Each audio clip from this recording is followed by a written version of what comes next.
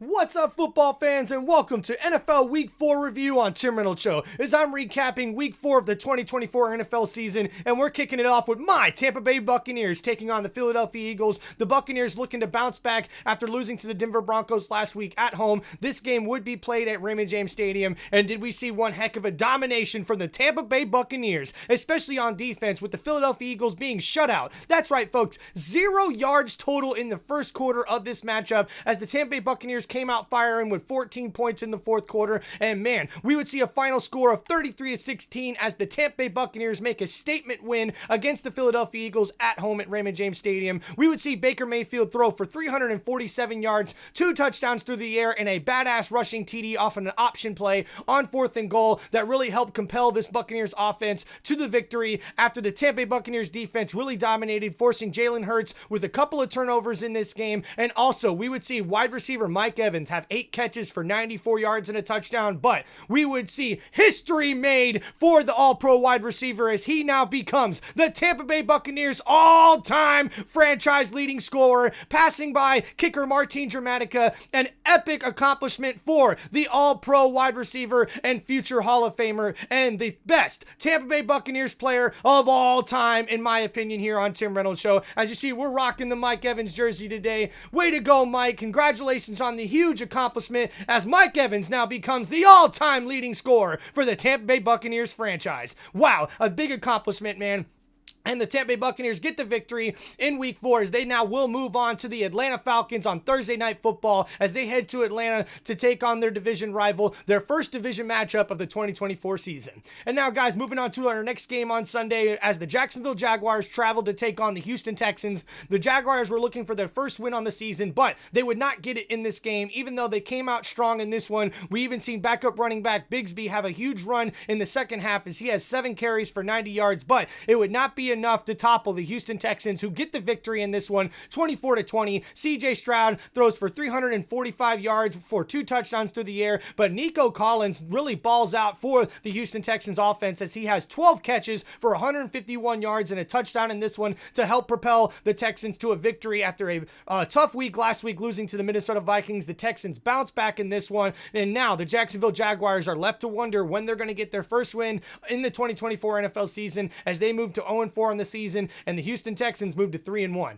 Moving on to our next matchup, guys, we have an NFC South battle here where the New Orleans Saints would travel to take on the Atlanta Falcons. The Atlanta Falcons have had a lot of home games so far early in the season, and they would definitely play that to their advantage in this one, as it was close, really close in this one, down to the very end, where we would see the Atlanta Falcons hit a last-second field goal to get the victory, 26-24 over the New Orleans Saints. Some people might say the Saints kind of gave this one away. There was a lot of chances for them to pull away with this game, but the Atlanta Falcons are able to crawl back once again, showing what that offense and Kirk Cousins is able to do with just a little bit of time on the clock to be able to get the victory. And man, how about Koo getting another clutch field goal here, a 58-yarder at the end of the game to win it for the Falcons? Amazing. And now, just like we mentioned, the Atlanta Falcons will move on to take on the Tampa Bay Buccaneers at home as they're 2-2 on the season, and now this will be the Buccaneers' first divisional matchup, and this should be good in prime time on Thursday Night Football. And for the Saints, they move now to 2-2, losing back-to-back games after starting out 2-0. What's going to mean for the New Orleans Saints offense going forward? Not sure. They were a little too inconsistent here on this one, and the defense couldn't come up clutch at the end to stop the Atlanta Falcons on that last drive there for the game-winning field goal.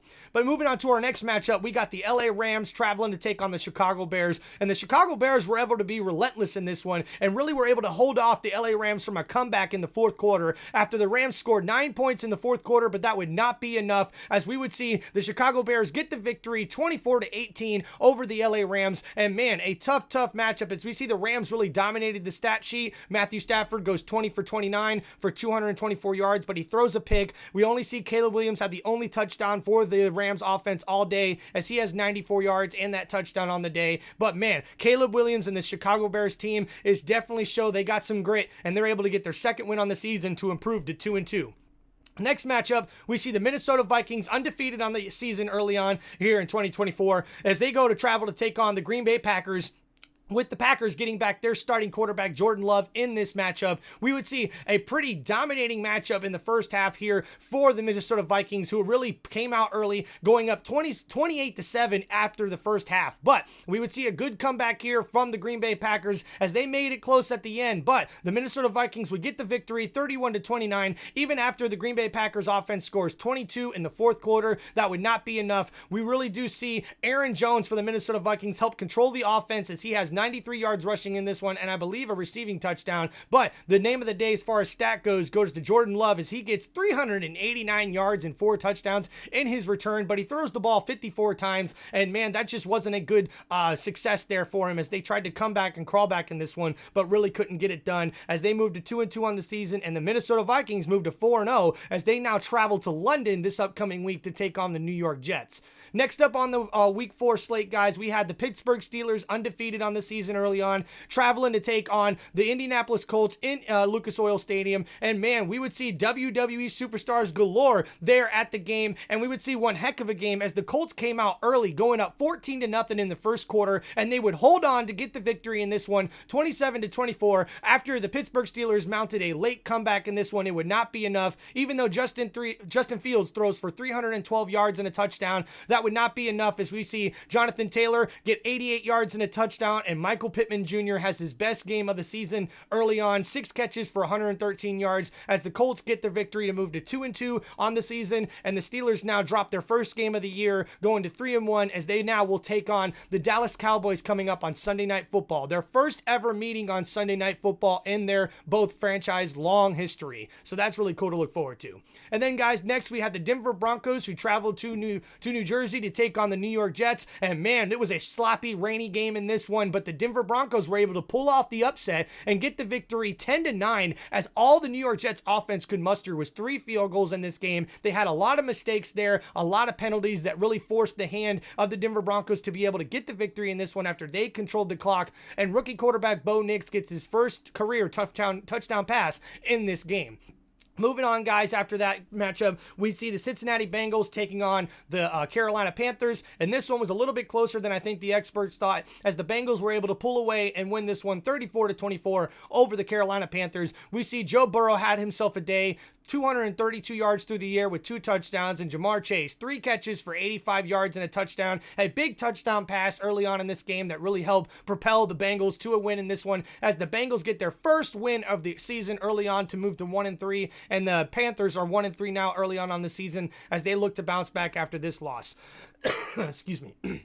Next matchup, we would see the Washington Commanders taking on the Arizona Cardinals, and man, the Commanders are looking like one of the best teams right now in the NFC as they dominate this matchup 42-14 in their victory over the Arizona Cardinals. A tough loss for the Cardinals as they kind of filled up the stat sheet. Connor had a good game with 104 yards rushing and a touchdown, but we would see Jalen Daniel just continue to master this offense and look like a guy who's not a rookie so far early on in his NFL career as he balls out for 233 yards and a passing touchdown, and also had a decent day on the ground also, as his legs are a weapon in this one, and now the Washington Commanders look like a threat in the NFC and move to 3-1 on the season, with the Cardinals unfortunately moving to 1-3. And then next up, guys, we got the New England Patriots taking on the San Francisco 49ers, and the Niners get a bounce back game in here to move to 2-2 on the season as they get the victory 30-13 over this one. Not much to say about the New England Patriots as their offensive line was just getting blown up all day. They could not protect Jacoby Brissett, and the mistakes really cost him in this one, as we've seen Brock Purdy and this San Francisco 49ers offense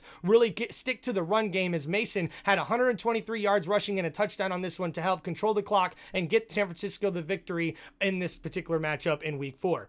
Then moving on to our next match, where we had the Cleveland Browns traveling to take on the Las Vegas Raiders, and the Raiders get the victory in this one 20-16, especially a surprise to some people, with the Raiders missing both of their best players, an all-pro wide receiver Devontae Adams and all-pro defensive lineman Max Crosby. They're able to win in this one and really able to kind of get back early, a bounce back game for them after losing to the Carolina Panthers last week as they moved to 2-2 on the season. But the big news after this game that we just found out is that all-pro wide receiver Devontae Adams is apparently requested a trade to the Las Vegas Raiders. So that's going to be interesting to see what happens going forward with the Raiders team as they move to 2-2 on the season. And the Cleveland Browns are just struggling, folks. They can't get nothing together on this offense, and the defense can't really seem to go up to how good they were playing last year. And then now they're moving to 1-3 on the season. It's really a lot of questions coming up there in Cleveland as what's going to happen throughout the rest of the season. And now, guys, moving on to our next matchup where the Kansas City Chiefs take on the Los Angeles Chargers. The Chargers at home were hoping to get the victory in this one as they came out hot, scoring 10 points in the first quarter to go up 10-0 after the first quarter. But the Kansas City Chiefs defense would shut out the Chargers offense for the rest of the game as the Kansas City Chiefs remain undefeated early on the season as they're able to get the victory in this one, 17-10. But a couple of keynotes in this one: wide receiver Rashid Rice went out with this game and did not return due to a knee injury after a collision with quarterback Patrick Mahomes after he threw an interception. Reports are that he could possibly have a torn ACL or maybe get a second opinion, and they're hoping to get better news as hopefully maybe he can return sometime late in the year. But the prognosis so far is not good for the Kansas City Chiefs wide receiver. But in better news, we see all-pro tight end Travis Kelce make history in this game for Kansas City Chiefs franchise as he becomes the Kansas City Chiefs all-time leader in career receptions for the franchise there. A big accomplishment for the all-pro tight end Travis Kelce as he now makes NFL history, I should say Kansas City Chiefs history, becoming their franchise all-time leader in career receptions, passing Hall of Famer tight end Tony Gonzalez on that list. A big accomplishment there for Travis Kelce. Moving on to our next matchup, guys, we're Sunday Night Football, where we've seen the Buffalo Bills, undefeated early on the year, take on the Baltimore Ravens, and the Baltimore Ravens move to 2-2 on the year as they're able to get a dominating victory in this one, 35-10. Josh Allen just struggled all day long, throwing for only 180 yards in this matchup, and Derrick Henry just dominated for this Baltimore Ravens offense as he goes 24 carries for 199 yards and a touchdown. And man, it was almost a 200-yard games for Derrick Henry, which would have made it his 5th in his NFL career. Big accomplishment there, and big dominating game for the Baltimore Ravens. And now the Buffalo Bills are going to look to bounce back after this tough loss, their first loss early on in the year. Then we're moving on to Monday Night Football, guys, where the Tennessee Titans came in looking for their first win on the year, taking on the Miami Dolphins. Now, the Dolphins lost starting quarterback Tua Tagovailoa, and it's not been good since then, as we see their starter in this one at quarterback would be Tyler Huntley, a Miami native, and he would help this offense start to get going, but they really just could not get anything flowing throughout this whole entire game, as the Tennessee Titans were really able to run away with this game as they win 31-12 in this one. It wasn't close at the end, especially after the Titans were able to score 22 points in the second half to just run away with this one. And man, questions are still going to be hopping on for this Miami Dolphins team and what they're supposed to do on offense, especially with Tua out. It's not looking good for Miami Dolphin fans in 2024 after this Monday night debacle here. And the Tennessee Titans get their first win early on in the season as they're looking to build momentum and really hopefully get this team back on track early on in the 2024 season. And then, guys, we had another Monday night game in the doubleheader there on Monday Night Football, and we would see the Seattle Seahawks, undefeated on the year, traveling to take on